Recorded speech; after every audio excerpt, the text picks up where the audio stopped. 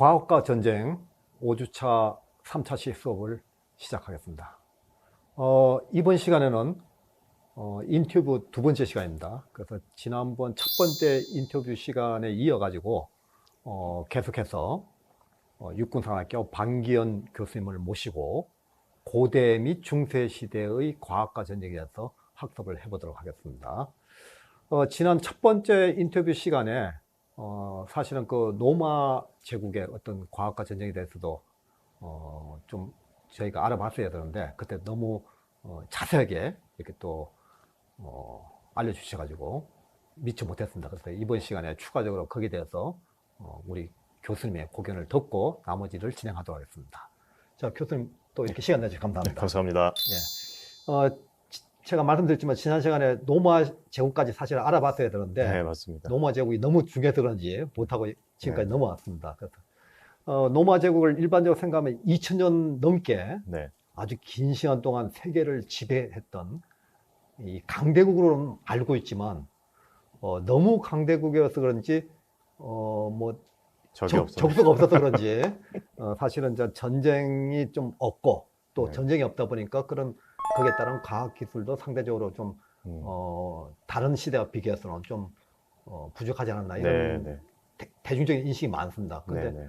우리 교수님은 전 로마 역사에 대해서 전문가라고 이제 저희가 알고 있습니다. 그래서 그런 내용과 포함해서 좀 소상하게 이렇게 한번 평가를 해주시기 바랍니다. 네, 알겠습니다.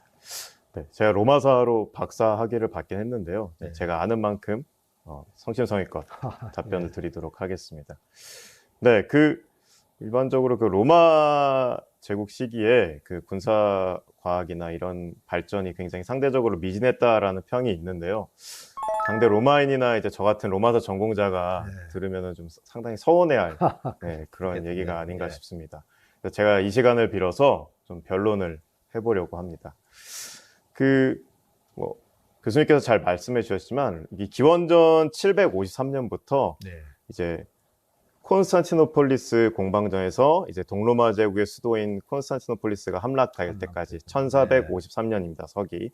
그래서 약 기원전부터 후까지 해갖고 2200년이 넘는 역사입니다. 그래서 그 밀레니엄을 두 번이나 거친 시기인데 그 오랜 시기 동안 군사과학적인 발전이 미진했다 없었다 이러면 좀 그거는 그 말 자체가 좀 모순이라고 할 수 있겠죠. 그래서 워낙 방대한 영토에 다양한 민족들을 품고 있었기 때문에 그 굉장히 창의력이 뛰어난 지성인들도 많이 이제 활동을 했을 것으로 알려져 있습니다. 그래서 뭐 그리스계 로마인, 뭐 유대계 로마인, 뭐 갈리아계 로마인 다 로마인이니까요 그때는. 그렇죠. 네네. 그래서 군사과학적인 발전도 분명히 있었습니다.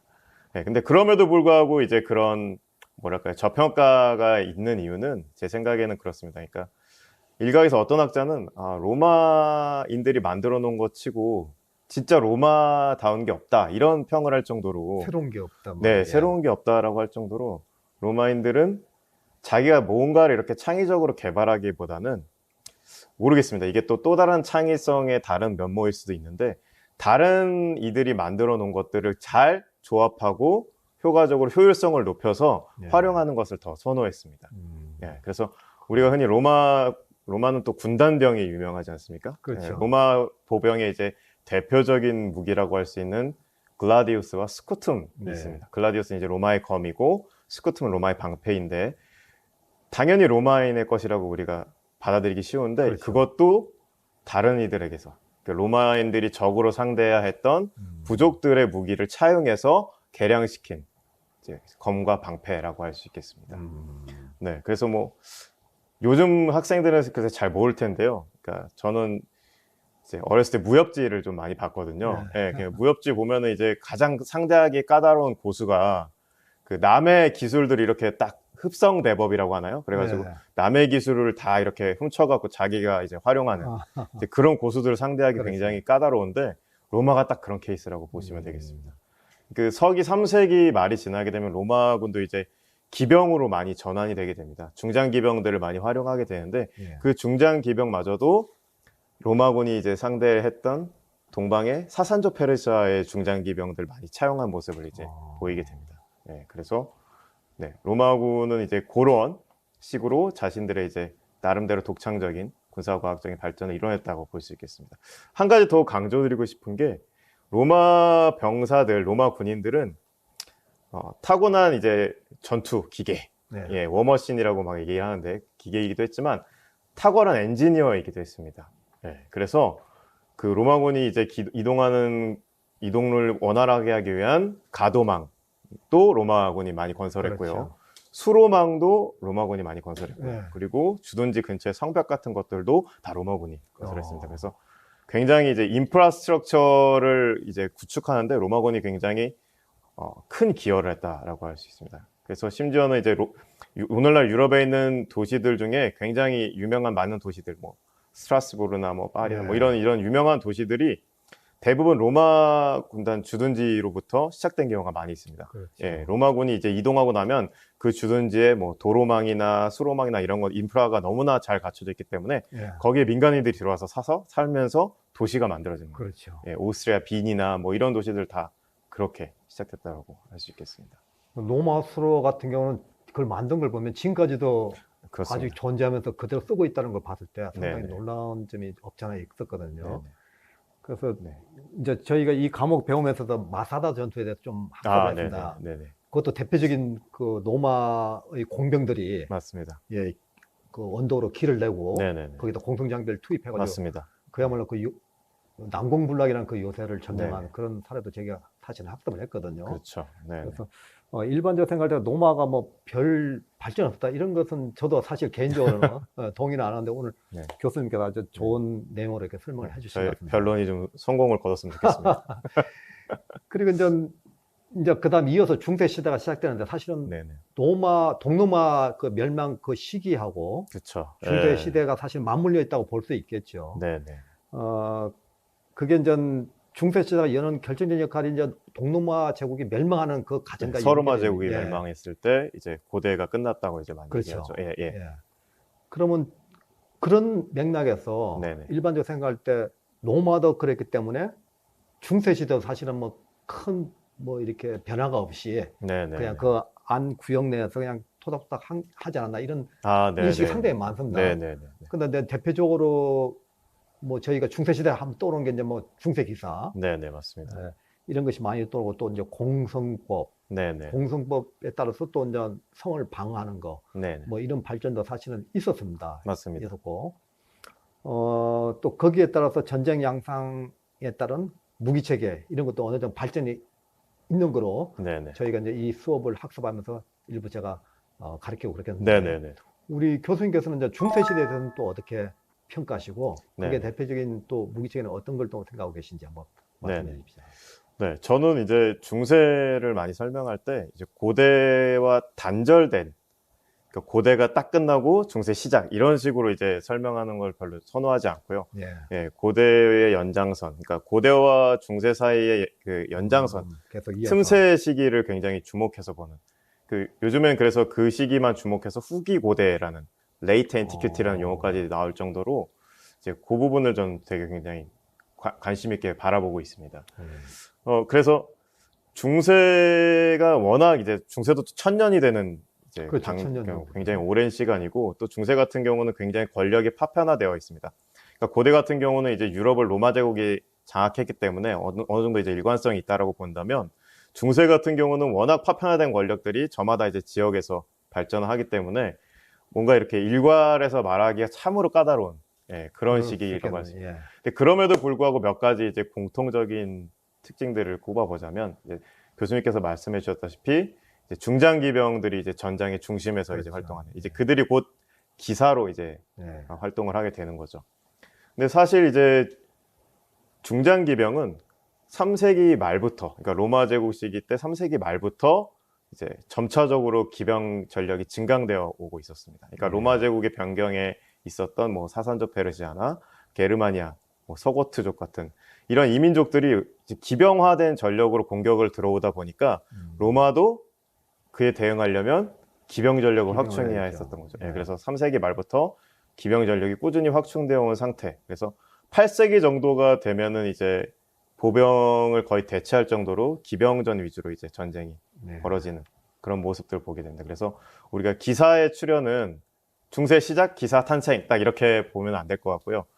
서기 3세기부터 8세기까지 약 500년에 걸친 그런 긴 이제 기병으로의 전환 과정 속에서 우리가 기사의 탄생을 점진적으로 이렇게 봐야 될 것 같습니다. 이렇게 이제 그래서 이제 당연히 이제 기사들이나 그러니까 중장 기병들이 활용하는 장비들에서 발전이 분명히 있었을 것이고요. 그리고 또 한 가지 특징으로는 이제 또 말씀해 주셨다시피 그런 이제 기사들이 이제 지방에 가서 영주가 됩니다. 그렇죠. 그래서 그 영주가 자기가 받은 봉토를 이제 잘 관리하기 위해서 또 이제 이 봉토를 침입해 들어오는 그런 적들의 침입을 막기 위해서 성곽이나 이런 것들을 이제 높게 이제 요새처럼 그렇죠. 만들게 되는 거죠. 그러니까 축성술이 굉장히 발달하는 모습을 보이게 됩니다. 그렇다 보니까 이 기사들끼리 이제 전투를 벌이다가도 이 회전이 끝나고 나면은 공성전으로 이어지는 경우가 빈번했습니다. 그렇죠. 그래서 이제 전쟁이 장기화되는 측면도 이제 없잖아 있었고요. 세 번째 특징이라고 할 것은 이제 뭐랄까요? 전쟁을 어떻게 보면 약간 통제하는 세력이 있었습니다. 우리 흔히 중세라고 얘기하면은 기독교가 이제 지배하는 세계, 이제 종교 문화적으로는 그렇죠. 기독교가 지배하는 시기지 않습니까? 맞습니다. 예. 그래서 이제 교황 입장에서 보면은 같은 기독교인들이 싸우는 게 당연히 좋게 볼 수가 없죠. 예, 그래서 이제 전쟁을 중재하거나 뭐 전쟁의 규칙을 정하거나 이제 이런 역할들을 합니다. 그리고 뭐 살상력이 높은 이제 석궁 같은 무기들, 이제 그런 것들 무기를 사용을 금지하는 그런 명령을 내리기도 합니다. 그러니까 사실 석궁 같은 살상력 높은 무기는 신분 질서를 어지럽힐 수 있기 때문에 금지된 측면도 없잖아 있습니다. 왜냐하면 이제 비용 면에 있어서는 기사가 훨씬 비싼 비용이고, 그렇죠. 그리고 보병은 굉장히 싼 비용인데 석궁으로 딱딱 쏘아 맞추는 거죠. 예, 그러니까 낮은 신분이 높은 신분의 병사를 석궁으로 이렇게 제압할 수 있는 상황이 어떻게 보면 신분제를 이렇게 뒤엎을 수 있는 이제 그런 위협을 이제 그런 이제 신분제를 동요시킬 수 있는 것으로 보일 수도 있기 때문에 이제 그렇게 해서 이제 금지한 측면도 없잖아 있습니다. 그게 석궁이 이제 일반 약한 보병에 사용하던 건데 맞습니다. 그것을 기사 그 갑옷도 뚫을 정도도 그렇습니다. 그 정도로 정확도와 위력이 셌다는 거 아닙니까? 네, 석궁도 그렇고 이제 백년 전쟁 당시에 이제 크래시 전투 같은 경우 보면은 영국의 이제 장궁대가 프랑스의 거의 이제 그 시기에 가장 강한 전력이라고 볼 수 있는 그 프랑스 기사들을 상대로 장궁을 써서 이제 맞춰 떨어뜨리는 그런 이제 활약한 케이스를 또 볼 수가 있습니다. 그 기사 같은 경우는 전 뭐 상당히 우리가 뭐 그림으로 봐서 상당히 멋있게 보일지는 몰라도 그렇죠. 네. 그 기사를 한 명을 양성하기 위한 여러 가지 비용이나 그럼요. 이게 무시할 수 없겠더라고요. 그래서 그것을 기본적으로 이제 말을 유지할 수 있으려면 뭐 오늘날 페라리나 뭐 이런 것들이 이제 가지고 돈이 그렇죠. 재력이 있어야 되잖아요. 그래서 일단 재력도 있어야 되고 말을 이제 기사로 이제 활동을 하려면 이제 오랫동안 승마 훈련을 거쳐야 됩니다. 네네. 이제 그런 것도 있는데 이제 그런 측면에서 이제 등자라는 이제 장비가 그렇죠. 굉장히 중요합니다. 그래서 뭐 등자에 관해서도 이제 여러 가지 논의들이 많이 있는데요. 이제 등자가 뭐 이 동아시아 쪽에서는 이제 사용된 지가 오래됐죠. 근데 그렇죠. 이제 서유럽 같은 경우에는 약 8에서 9세기 정도에 도입된 것으로 알려져 있습니다. 그래서 이제 등자가 그냥 단순히 이제 말 타는데 많이 도움이 되는 보조도구 정도, 뭐 자전거에 보조바퀴 다는 수준, 약간 그렇게 이제 느끼실 수 있을 텐데 상당히 중요한 이제 변화가 있습니다. 그러니까 등자를 사용하게 되면 일단 마상무예가 좀 더 원활해질 수 있습니다. 그렇겠죠. 왜냐하면 하반신이 말과 딱 이제 고정이 되기 때문에. 그리고 이제 기병들이 일렬 횡대로 이제 대열을 서서 이제 돌격력을, 그러니까 충격력을 활용할 수 있는 전술을 활용할 수 있게 됩니다. 그래서 일렬 횡대로 돌진해서 이제 창을 꽂아 넣는 그런 이제 전술을 할 수 있게 됩니다. 그러니까 등자가 없었다면 이제 작용 반작용 법칙 아시지 않습니까? 그렇죠. 그래서 창을 꽂아 넣으면은 사실 자기도 뒤로 이렇게 밀려날 수밖에 없죠. 근데 이제 등자가 딱 버텨주기 때문에 이제 그런 부분에 있어서 좀 더 이제 원활할 수 있었다. 그리고 사실 더 중요한 것은 등자를 활용함으로써 기병을 육성하기가 좀 더 한결 더 원활해졌다라는 겁니다. 그래서 등자를 활용함으로써 기존의 이제 기병 병력을 하나 양성하려면 수년이 걸렸습니다. 근데 수개월 만에 이제 단축시켜서 등자를 활용해서 훈련을 시켜서 기병 전력으로 사용할 수 있게 그렇게 이제 변화가 되었다라고 할 수 있겠습니다. 그러니까 그 중세 기사 물론 비싼 것도 비싼 거지만 그 중세 기사를 태우기 위해서 그 말도 거대해야 되고 힘이 세야 되고 맞습니다. 또 또 그 말 위에서 버텨야 되니까 아까 말씀하신 것처럼 등자라든지 네네. 그 말통에 얹히는 이 안장, 안장. 예, 이런 것들이 없었으면 사실 쉽지는 않았을 거라는 그런 생각이 맞습니다. 많이 들었습니다. 네네. 자, 그러면 이제 중세 시대 이제 그 기사 시대를 몰락시키게 된 이제 큰 변화가 중세 말기에 사실 등장하거든요. 네네, 맞습니다. 뭐 일반 사람들 대부분 잘 알고 있는 화약의 네네, 이제 발견인데 맞습니다. 사실 화약은 중국에서는 이미 고대 시대에 이미 발견되어 다 사용했던 겁니다. 네네. 했던 건데 이게 중세 시대 오면서 그 큰 변화를 일으키는 어떤 의미를 갖게 됐는데 네네네. 우리 교수님께서 생각하시는 그 화약 등장의 의의는 어떻게 생각하고 계십니까? 화약, 이제 건파우더 레볼루션이라는 얘기가 있을 네. 정도로 굉장히 이제 큰 의미를 갖고 있다고 할 수 있겠습니다. 특히 아까 제가 좀 전에 말씀드렸던 거랑 좀 어떻게 보면 연결되는데요. 이 보병들의 무기로 이제 개인 화기가 자리 잡게 되면은 이제 더 이상 기사들을 두려워할 이유가 없게 되는 겁니다. 그렇게 되겠죠. 네네. 그러니까 이거는 신분제를 거의 진짜 뒤엎을 수 있을 만한 이제 그런 상황이 펼쳐지게 되는 겁니다. 그러니까 이제 14세기에 뭐 잘 아시겠지만 이제 흑사병이 돌지 않습니까? 예. 예, 그래서 흑사병이 돌면서 이제 그런 전염병이 많이 돌게 되면은 사실 사회적 약자들이 많이 이제 피해를 더 많이 입게 그렇겠죠. 됩니다. 예. 그래서 그 시기에 이제 농민들이나 평민들이 많은 수가 이제 피해를 입게 되는데 살아남은 자들은 노동력을 행사할 수 있는 그 권한을 자신들이 굉장히 큰 권리로 주장을 하게 됩니다. 왜냐하면 귀족이나 성직자들이 자기들이 일을 하지 않잖아요. 그렇죠. 결국은 노동자들을 찾기 마련인데 노동자들이 수가 적다 보니까 그 적은 노동자들이 자신들의 몸값을 더 높일 수가 있는 거죠.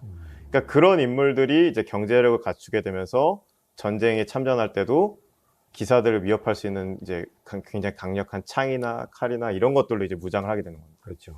이걸 이제 14세기 보병혁명이라고까지 또 얘기하는 학자들이 있습니다. 근데 거기 이 기사들을 견제하는 걸 넘어서서 이제 개인화기로 무장을 하게 되면은 네. 기사들을 이제 뛰어넘을 수도 있는 거죠. 그래서 신분제가 이제 뭐 15세기 화약혁명이라고 부르는 시기가 우리가 16, 17세기인데요. 16, 17세기가 되면은 이제 신분제 질서가 많이 이제 동요되는 모습들이 보이게 되죠. 그래서 잘 아시겠지만 18세기 가면 이제 막 시민혁명이 이제 일어나기도 그렇죠. 하고 네. 이제 그게 다 이제 연결이 되는 겁니다. 그리고 이제 중세 마렵에 이제 대부분 그런 화약 무기들이 우리가 백년 전쟁 시기 때 활용되는 모습을 찾아볼 수 있습니다. 그래서 네. 뭐 개인화기로는 핸드 캐논 같은 거 네. 또 활용했고 이제 화포 같은 것도 이제 활용된 모습을 백년 전쟁 시기 때 활용된 것을 이제 볼 수가 있습니다. 근데 이제 기존의 화포 같은 것들이 그러니까 기존의 이제 그러니까 화포는 대부분 공성 장비로 많이 공성 무기로 활용이 되는데요. 기존의 공성 무기들이 이제 성벽 위에 배치되어 있는 병사 네. 또는 성벽 뒤에 이제 대기하고 있는 병사들을 타겟으로 이제 공격을 했다면 이제는 화력이 있으니까 이 대포는 이제 성벽을 뚫어버리는 거죠. 그렇죠. 예, 성벽을 뚫어서 뭐 성문을 이제 파성태로 이렇게 해갖고 뚫을 필요도 없이 아예 벽을 뚫어버리는 거죠.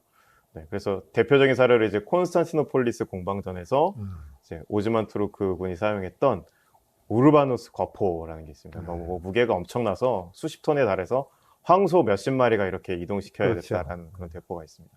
그 대포가 결국은 콘스탄티노폴리스의 테오도시우스 성벽을 파괴하기 위해서 이제 동원됐다라고 할 수 있겠습니다. 네. 네. 그래서 이제 그 화약이 그 이제 발명되면서 개인적으로 기사를 공격하는 어떤 보병 수단도 됐지만 네네. 그 중세 국군했던 성을 공격하는 네네. 그런 목적에서 처음에는 전 거포를 만드는 게 이제 굉장히 맞습니다. 유행했거든요. 네네. 근데 나중에 이제 프랑스 샤를팔테지요. 이제 그 이탈리아 전쟁. 예, 이탈리아 네네. 전쟁을 할 때는 이게 이제 좀 작아지면서 네네. 포가 작아지면서 그 대신 이제 그 포탄의 위력이 증가된 거죠. 맞습니다. 그렇게 네, 하면서 네. 이제 성을 공격할 때 단순히 축적력이 아니라 폭발력까지 이용하다 보니까 맞습니다. 이탈리아가 네네. 처음에는 그 깜짝 놀랐던 겁니다. 전혀 그전에는 맞습니다. 못 보던 네. 그런 무기를 네. 보고 이제 상당히 그 어려웠던 그런 네. 상황이 있었는데 그 당시에 등장했던 그 인물이 이제 레오나르도 다빈치 뭐 이런 유명한 사람들이거든요. 네네네. 근데 저희가 알고 있을 때는 레오나르도 다빈치는 뭐 예술가다 또는 뭐 조각가다 이렇게 일반적으로 알고 있는데 네네. 이분이 상당히 그 군사과학기술적인 측면에서 굉장히 그 고민을 많이 했고 또 네네. 일부는 네. 그 이탈리아 아이디어를 많이 제공한 것으로. 그치 뭐 도움도 준 거로 이렇게 돼 있더라고요. 네네. 혹시 그 다빈치에 대해서 좀 이렇게 그 분야에 대해서 좀 이렇게 네네. 아실 수 있습니다. 네. 그래서 뭐 교수님께서 정말 너무 설명을 잘해 주셨다시피, 예. 그러니까 그렇게 이제 화포수단이 발달되니까 이탈리아 전쟁 시기에 또 이탈리아에서 성형 요새 같은 것들도 많이 그렇죠. 만들어지잖아요. 방어하기 위해. 예. 그러니까 그런 군사공학적인 지식이나 이런 것들, 그런 것들을 레오나르도 다빈치는 흔히 우리가 문화예술인으로 많이 기억하고 있는데, 그런 군사공학적인 지식에서 활용할 수 있을 아이디어 같은 것들을 많이 이제 생산해냈던 걸로 최근에 또 이제 그렇죠. 각광을 예. 받고 있습니다. 그래서 그 레오나르도 다빈치의 습작 같은 것들 보면은 뭐 오늘날 우리 시각에서 보기엔 전차, 뭐 장갑차, 네. 비행선, 잠수정, 뭐 잠수함. 예예, 뭐 또는 로봇까지 예. 이렇게 상상했던 것으로 이제 알려져 있는데, 그래서 뭐 가장 전형적인 이제 르네상스적인 인물로 이제 많이 얘기가 됩니다. 묘사가 되는 것을 볼 수 있습니다. 근데 사실 이제 르네상스라는 말 자체에서도 우리가 알 수 있듯이 르네상스는 이제 고전 고대의 지식의 부활이라고 할 수 네. 있겠죠. 그러니까 사실 레오나르도 다빈치도 본인이 이렇게 뭔가 이제 기민하고 창의력을 많이 발휘했다기보다는 예. 고전 고대의 지식으로 고전 고대의 개념들을